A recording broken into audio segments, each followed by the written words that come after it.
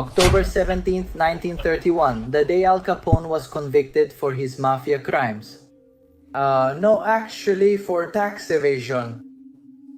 Alphonse Gabriel Capone was born in Brooklyn, New York on January 17, 1899. He was the son of Italian immigrants. His father was Gabriele Capone, a humble barber, and his mother, Teresina Raiola, a seamstress. Al Capone would drop out of school in the 5th grade at the age of 14 after being punished for his repeated absences and for hitting a teacher. After that, he went to work in different places, a candy store, a bowling alley, and finally a bookbinding workshop. Nearby, there was a pool hall where Al Capone used to go play with his father. It was then that he came into contact with the powerful gangster Johnny Torrio, who was 17 years older than him and became his mentor. Johnny was a thoughtful man who preferred diplomacy and alliances over violence, but he didn't hesitate to use violence ruthlessly when necessary. If there was no other way out, the young Capone learned from him to the point of becoming his right-hand man. Torrio introduced him to teenage criminal gangs like the 5 Points Gang, known for being the most dangerous of those times, whose main business was carrying out beatings for hire. Murder cost $100. That's where Al Capone's criminal career began, and also where he learned to handle both his fists and a gun. In Torrio's ranks, while robbing a barber shop, he was caught by the barber, who punished him by slashing both his cheeks with a razor. Those scars would give the man who would become the king of gangsters the nickname by which he would be known, Scarface or Cut Face. However, another version of the event says that one night, Al Capone got drunk at a nightclub and insulted one of the women who worked there. He started a fight with the girl's brother, Frank Galluccio, who marked his face with his knife. The young Capone, alongside Torrio, went on to work as a bodyguard for the mobsters Frankie Yale and Tony the Bad Torelli. They would force him to extort business owners so that they would give up a good part of their income. When he was only 20 years old, Al Capone was sent to Chicago along with Torrio to work under the orders of Big Jim Colosimo. Shortly after his death, probably at the hands of Al Capone, Torrio entrusted him with the leadership of the gang's organization, which was dedicated to prostitution, illegal gambling, and above all, alcohol trafficking. In 1925, Torrio retired for good and Al Capone took command. After a year leading the organization, Al Capone had taken control of the entire city, after eliminating all the other gangs. Except for two, of course, the Aiello gang and the Vax gang. The first one is said to have been eliminated in less than a month, and the second ended with the famous St. Valentine's Day Massacre. February 14th, 1929, Valentine's Day. The 5 bosses of Vax Moran's gang were gunned down in a garage by gangsters disguised as police officers. Some members of that gang had taken part in an attack against Torrio, and after that revenge, Al Capone's control over Chicago was almost absolute. Although the details of the St. Valentine's Day Massacre are still debated and no one was prosecuted for these crimes, they are generally attributed to Al Capone's gang and obviously to him as the mastermind. When planning this massacre, Al Capone was trying to eliminate his rival Vax Moran, but he arrived late to the meeting and escaped badly wounded.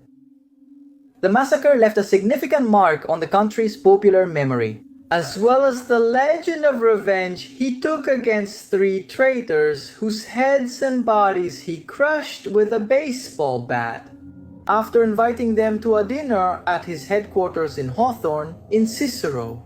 After becoming the boss and master of Chicago, Al Capone continued to get rich thanks to illegal alcohol trafficking, favored by prohibition, and also thanks to his illegal gambling network. Just 2 years after taking command, his fortune was estimated at $100 million. Although Al Capone always did his business with undercover men and there were no records linking him to his profits. The new laws enacted in 1927 made it possible to track him down for tax evasion, which, after all, was the best and perhaps the only option to imprison him. He was pursued by the head of the Prohibition Agency, Elliot Ness, and his incorruptible agents, the Untouchables, as well as by intelligence agent Frank Wilson, who was able to find the receipts that linked Al Capone to the income from illegal gambling as well as the corresponding tax evasion. Likewise, a traitor within Al Capone's ranks, the lawyer Edward O'Hare, who served as his business advisor, acted as an undercover agent. He helped decipher Al Capone's accounting and found out that the jury assigned to sentence the mobster had been bribed. So the judge of the trial, Wilkerson, ordered them to be replaced by another jury in the middle of the trial. However, Al Capone managed to get his revenge in the long run. He had lawyer O'Hare murdered in 1939. The trial and indictment took place in 1931 on October 17th. Al Capone was found guilty of 23 charges and sentenced to serve time. 11 years in federal prison and to pay a $50,000 fine for tax fraud. At first, he was sent to a prison in Atlanta in the year 1932. However, the gangster was still able to control his business from inside the penitentiary, so it was ordered that he be transferred to Alcatraz prison. In August of 1934, Al Capone was strictly monitored and was forbidden any contact with the outside world. With the repeal of prohibition and their leader under confinement, Al Capone's empire soon began to weaken. By the mid-1930s, he was one of the most famous inmates at Alcatraz prison and entertained himself by playing the banjo. In November 1939, after spending several years in the prison hospital, Al Capone was released. Ruined, financially dependent on his brothers, and a victim of senile dementia. Because of syphilis, contracted through promiscuous relationships in his youth, he withdrew from the outside world at his Miami Beach property. On January 21, 1947, he suffered a stroke. And 4 days later, at 48 years old, the most famous mobster in the world was found dead in the bathtub, ironically, from natural causes.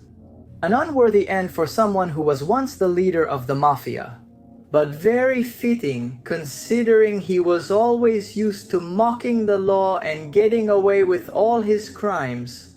And that's it for today's video. I hope you enjoyed the story of Al Capone. And in the end, being the king of the mafia, he simply fell for tax evasion. So now you know, make everything legal, don't have undeclared income in cash hidden in the bank, because if you don't, you could end up like Al Capone.